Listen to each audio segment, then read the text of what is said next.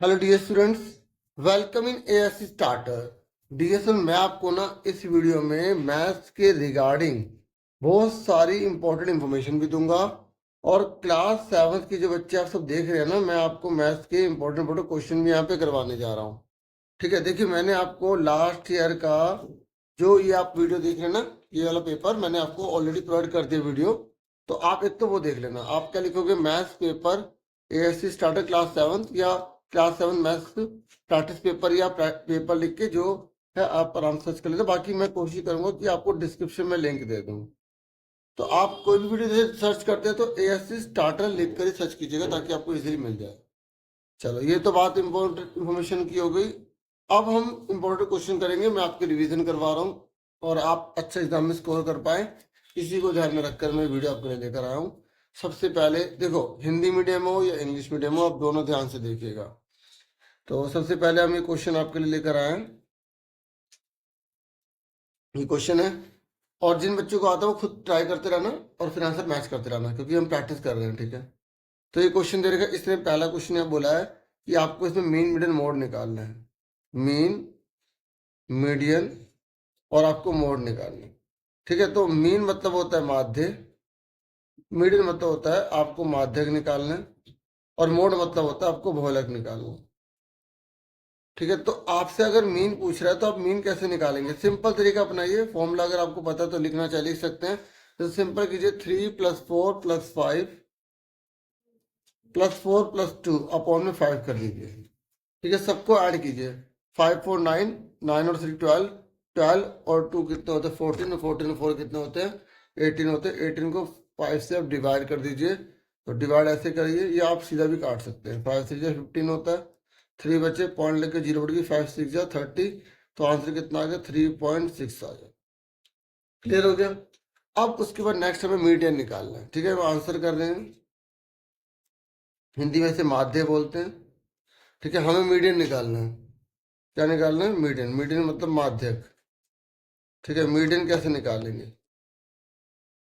Median निकालने के लिए आपको क्या करना होगा?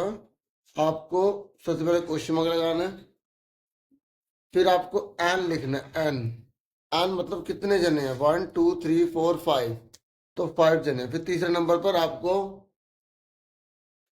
असेंडिंग ऑर्डर यूज करना है। क्या यूज करना है? Ascending order. असेंडिंग ऑर्डर का मतलब होता है आरोही क्रम। आरोही क्रम। ठीक है, आरोही क्रम मतलब होता है छोटे से बड़ा करना। मतलब पहले 2 है, हमने 2 लिख लिया। फिर कौन है? 3। ये स्टेप इसी को फॉलो करना। 3, फिर 4 है, फिर 4 है, फिर 5 है, 5 लिखते हैं। फिर इसने हमसे पूछा मीडियन निकालिए। मीडियन मतलब माध्यक। तो आपको फॉर्मूला लगाना है, तो आप ये लगा सकते हो, n+1/2 के ऊपर TH। नहीं तो आप सिंपल तरीका कीजिए, बीच में कौन सा नंबर बच रहा है? 4 बच रहा है, 4 आंसर आ गया। पूरे मार्क्स मिलेंगे आप। ठीक है, फिर उसके बाद हमसे पूछा गया मोड निकालिए। क्या निकालिए? मोड। तो मोड कैसे निकाला जाता है? ठीक है, मोड, मोड को हिंदी में बहुलक बोलते हैं। अच्छा, कभी कभी इसको ना मॉडल भी बोल देते हैं, मॉडल। इसको हिंदी में बहुइष्टक भी कह देते हैं, बहुइष्टक। तो आपको कंफ्यूज नहीं होना। ठा से ठठेरा, फिर का से कबूतर, बहुइष्टक। ठीक है, और जी या से यज्ञ।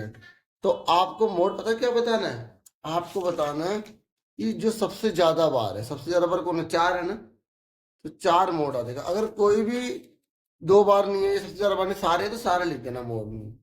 अब एक बच्चे के मन में ये सवाल आ सकता है, ये 2 बच्चे के मन में, या बहुत से बच्चे के मन में सवाल आ सकता है कि सर अगर बीच में 2 नंबर आ रहे होंगे तो? जैसे मैं एग्जांपल ले लेता हूँ, मान लो बीच में एक, ये हमने ले लिया, मैंने लाइन से लगा दिया। ठीक है, ठीक है, ये मैंने लाइन से लगा दिया।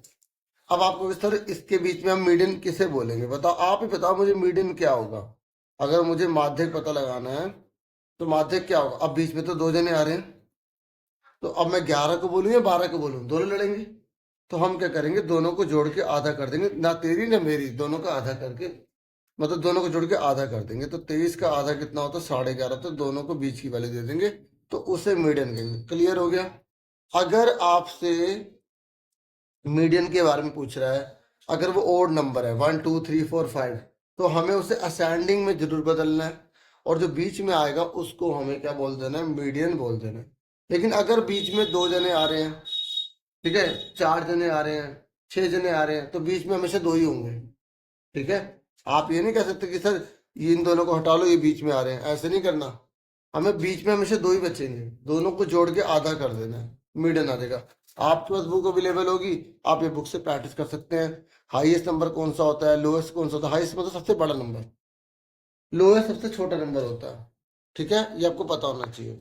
तो देखिए, आपसे ये भी क्वेश्चन पूछ सकता है रेंज वाला, तो मैं आपको रेंज वाला भी बता दूं, इसी में बता देता हूँ। जैसे ये क्वेश्चन है, इंग्लिश मीडियम हिंदी मीडियम दोनों आप देखना। ठीक है, ऐसा कुछ नहीं कि मैं अब जो बुक मेरे पास अवेलेबल है मैं उसी को देख रहा हूँ, लेकिन बता दोनों में रहा हूँ।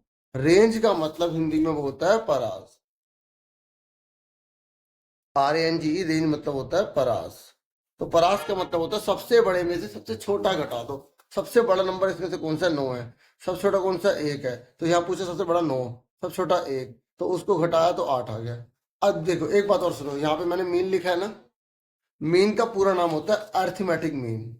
तो अगर मीन बोल दे खाली या अर्थमेटिक मीन बोल दे, बात एक ही है। हमें क्या करना होगा, माध्य बोल दे या समांतर माध्य बोल दे, तो आपको क्या करना है, सबको जोड़ के जितने वो जने हैं उससे भाग कर दो। कितने जने, 1 2 3 4 5 6 7 8 9 10 11 12 13 14 15 16 17 18 19 20 20 से आप डिवाइड कर देंगे सबको जोड़ के। जैसे टोटल 100 आ रहा है, 100 को 20 से भाग कर देंगे तो 5 आंसर आ जाए। क्लियर हो गया कैसे करना होता है। अब जैसे यहाँ पर इसने खेला ही नहीं है, तो अगर मुझे इसका अर्थमेटिक मीन निकालना है या मुझे इसका एवरेज निकालना है। अच्छा एक बात और सुन लो, अगर मीन की जगह एवरेज आ गया, क्या लिखा गया, एक बार एग्जाम में आ भी गया था कि एवरेज निकालो। एवरेज का मतलब होता है औसत निकालो, तो आपको मीन ही निकालना है, आपको माध्य ही निकालना है। मतलब सबको जोड़ के आपको क्या करना है, जितने जितने हैं उससे डिवाइड कर दें। ठीक है, अब जैसे बच्चे क्या करते हैं, चैप्टर के क्वेश्चन तो करते हैं, एक बार एग्जाम्पल नहीं देखते, तो एग्जाम्पल में भी नजर मार लेना सारे बुक। ठीक है, ये 3rd चैप्टर है ना, डाटा हैंडलिंग, उसी में से मैंने यहाँ पर एग्जाम्पल आपके लिए लिया है। और पता है कई बार क्या करते हैं एग्जाम में, जो मीन निकालने वाला क्वेश्चन आ जाता है ना, वो पॉइंट वाला दे देते हैं ताकि बच्चे उसको गलत कर दें। जैसे मान लो 3.45 कोमा, ठीक है, 7.25, 3.3, इसने ये क्वेश्चन दे दिया और बोला इसका मीन निकालो। तो कैसे करना है, हमें इन सबको जोड़ देना है। 3.45, 7.25, 2.43 अपॉन में 3, जोड़ो इसको। 3.45, 7.25 और 2.43 जोड़ो। 5 और 10 13, ऊपर 1 कैरी, 4 और 1 5, 6 7, 7 4 11 ऊपर 1 कैरी, 3 और 1 4, 4 7 11 12 13, तो यहाँ पॉइंट लगे तो 13.13/3 से डिवाइड कर देंगे, आंसर हो जाएगा। ठीक है, डिवाइड कैसे करेंगे, देखो 3 3 या 9, 4 बचे। पॉइंट वाला जब उतारेंगे तो पॉइंट लगाना पड़ेगा, तो अब एक उतारेंगे। जब हम पॉइंट के बाद कोई रकम उतारते हैं ना, तो यहाँ पॉइंट लगाना पड़ता है। ठीक है, तो अब देखो यहाँ पे मैंने 3 3 या 9 करा, पर ये तो 4 आ रहा है, तो हमें 3 3 9 3 4 जो 12 लेना पड़ेगा। हमें वो नंबर लेना पड़ता है यहाँ पर रिमाइंडर इससे छोटा आना चाहिए, तो 3 4 जो 12 लेंगे हम, तो यहाँ 1 बचेगा। अब आएगा 3 3 जा 9, तो 2 बचेगा। अब 3 उतार लेंगे, 3 7 जा 21, तो कितना आ गया, 4.37 आ गया। ठीक है, मैंने जैसे 3 लिखा था मैंने करेक्शन कर दी, ठीक है, मैं समझा रहा था तो उसी में मैंने लिख दिया था। क्लियर हो गया, क्योंकि जो रिमाइंडर आता है वो इससे हमेशा छोटा आना चाहिए। मैं यहाँ पे 4 लिखा तो हमने गलत करा था, तो 3 4 जो 12 करेंगे। क्लियर हो गया, आंसर आ गया, वेरी गुड। तो मैंने आपको यहाँ पे मीन मिडिल मोड अच्छे से समझा दिया। जैसे पॉइंट वाला एग्जाम में आपको दे सकता है, इसमें रेंज पूछ रहा है, तो सबसे बड़े में से सबसे छोटा घटाओगे तो वही आ जाएगा, कि 0 किसी में से घटाओ वही आ जाता है। ठीक है, और टैली मार्क्स आपको अच्छे से आते हैं। देखिए टैली बार में जैसे अगर मैं पूछूं ये कितने हैं, ये हैं 4 और ये कितना है 5। ठीक है, ये आपको बेसिक चीज पता होनी चाहिए। अब बताओ ये कितना है, एग्जाम में अगर आ गया तो कितना है, 5 10 14। ठीक है, 5 10 और 4 कितना हो गया, 14 होगा। क्लियर हो गया, अब आगे देखो। देखो आपको ये पता होना चाहिए, ये बार ग्राफ है, ये डबल वाला है।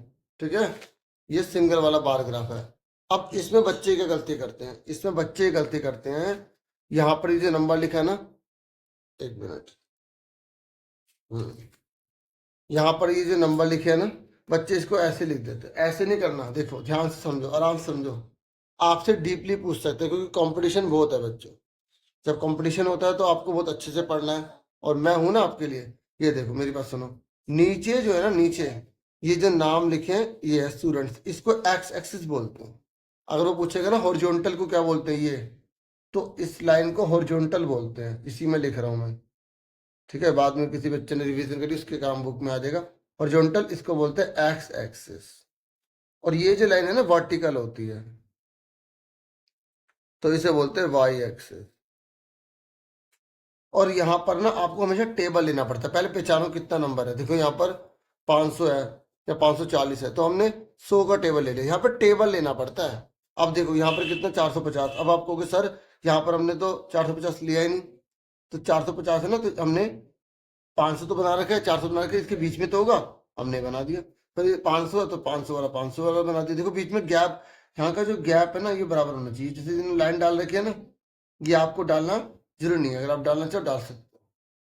देखो बिल्कुल साफ सफाई से इन्होंने बनाया, और यहाँ पे लिखना पड़ता है स्केल, कि हमने ये जो जो बॉक्स नहीं होता जो आपको बार ग्राफ मिलता है, उसमें जो एक बॉक्स होता है उसमें छोटी लाइनें डली होती है, टोटल 10 होती है, तो उस एक बॉक्स को हमने 100 के बराबर माना है। तो आपसे पूछ भी सकता है, जैसे ये क्वेश्चन आ गया, नीचे क्वेश्चन आंसर दे देगा और पूछेगा कि बताओ कि स्केल कौन सा लिया गया है, मतलब कितने कितने का पहाड़ा लिया गया, 100 का टेबल लिया गया। ठीक है, यहाँ पर देखो इस वाले में देखो, मैं आपको कंसेप्ट समझा रहा हूँ। यहाँ पर इन्होंने जो, देखो ये 2 लिखा है ना, 2 के ऊपर 4 आ गया, लेकिन यहाँ पे इन्होंने लाइन छोड़ दी। लेकिन ये 1 है, 2 है, फिर ये 3 है, 4 है, तो हम यही मान के चलेंगे कि पूरा बॉक्स 1 लिया गया। तो ये एक बॉक्स जो है वो कितने के बराबर है, 1 घंटे के बराबर है। भले इसने लाइन छोड़ दी, लिखा नहीं, लेकिन लाइन तो डाली है ना। यहाँ पर देखो, यहाँ पे सीधा ही आ गया, बीच में लाइन डाली है नहीं ना। तो आपको याद रखना ये 10 हो गया, मतलब जैसे जो 10 का एक बनता है ना ग्रुप, तो मतलब एक बड़ी लाइन होगी ग्राफ में, तो ये 1 2 3। तो अगर आप एक एक छोड़ के कर रहे हो तो भले आप उसका नंबर ना लिखो, नंबर माना जाएगा। इसलिए यहाँ पे लिखा 1 यूनिट 1 आवर के बराबर। ये डबल वाला बनाया गया, देखो दोनों की चीज यहाँ पर एक साथ दिखा दी गई है। जैसे ये देखो जनवरी में 2 है, तो जनवरी में ये तो 2 हो गया, और जो दूसरा वाला था वो 1.5 है, 1.5 है। तो ये देखो इससे आधा, देखो 1 और 2 के बीच में 1.5 होगा, तभी तो 1.5 है ये। तो दोनों चिपके हुए बनाए हैं, ये बोलते हैं डबल बार ग्राफ। तो अगर ऐसा क्वेश्चन, देखो क्वेश्चन याद रखो, कई बच्चे क्या करते हैं, उन्हें आता तो है लेकिन उन्हें क्वेश्चन याद नहीं होता, तो इसे हिंदी में दंड आलेख बोलते हैं। ठीक है, मैं आपके लिए वीडियोस बहुत सारे लेकर आऊंगा, आप चिंता मत कीजिएगा। ठीक है, और देखो केस स्टडी में ही आएगा ऐसा क्वेश्चन। अब जैसे इस क्वेश्चन को देखो, यहाँ इसने बोला सबसे पॉपुलर जानवर कौन सा है, तो सबसे ज्यादा कौन सा है, कैट है। ये कह रहा है कितने स्टूडेंट्स हैं जिन्होंने कुत्ते को पाला हुआ, तो कुत्ते को पाले हुआ कितना, देखो यहाँ ये रहा, ये कितना 8, ये स्टूडेंट्स लिखे ना 8। अगर ब्रैकेट में लिख देगा, मान लो लिख देगा हंड्रेड्स में, तो ये 800 हो गए, 800 हो गए, पर यहाँ कुछ नहीं बोला तो सिर्फ 8 माना जाएगा। ये देखो इस क्वेश्चन का आंसर बताओ। देखो इन्होंने बोला कि 1 यूनिट का मतलब 100 बुक्स है, ये जो 1 यूनिट है इसमें 100 है, मतलब 100 का टेबल चल रहा है। अब इसने बोला है कि बताइए 1989 में कितनी किताबें बिकी। देखो ये है 1989, तो यहाँ देखो बिल्कुल लाइन डालो, देखो ये 100 है, ये 200 है ना। तो आप मुझे बताओ ये कितने का होगा, देखो बीच में 150 होगा, तो ये कितना होगा, 175 हुआ ना। तो बहुत ध्यान से आपको उसको कैलकुलेट करना है। अभी 1990 का बताओ कितना होगा, देखो ध्यान से। तो देखो बिल्कुल 500 से थोड़ा नीचे आ रहा है, बीच में 450 होगा, ऊपर कितना हुआ, 475 हुआ। और ये देखो 1991 का देखो पूरा 300 है, और ये 992 का देखो बिल्कुल बीच में आ रहा था, 250 हो गया। ठीक है, ऐसे करना है, ये देखो,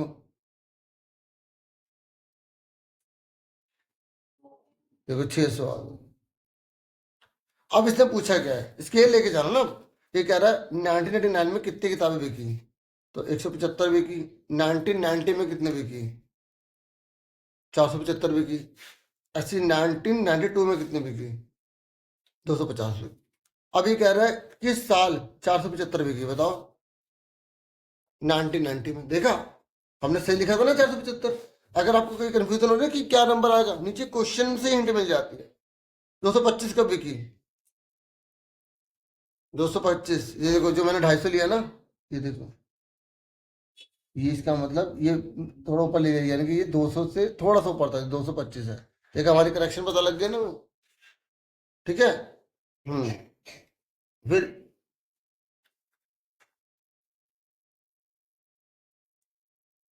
इन, अच्छा नेक्स्ट है, कह रहा है किस साल 250 से कम किताबें बिकी? 250 से कम कब कब बिकी? एक तो 1992 में बिकी, एक 1999 में बिकी, उनके दो बार। ठीक है। ऐसे ही आप कोई भी क्वेश्चन है आराम से उसे पढ़ के सारे सारे कर लेना, आंसर पीछे इसके दिए होते हैं, बुक में आपकी एनसीईआरटी की है। ठीक है, अब हम आगे देखते हैं। देखिए ये क्वेश्चन है, ये टर्म वन टर्म टू है, इसको डबल बार आपको बनाना है। ठीक है, डबल बार आप कैसे बनाएंगे, वही मैंने आपको, देखो अगर मैं रफ में ऐसे करके बना दूं, तो यहाँ पर मैं कितने का टेबल लूंगा बताओ? मैं 10 का टेबल ले लूंगा, क्योंकि ज़्यादा से ज़्यादा 8 फिर 95 ही तक तो है।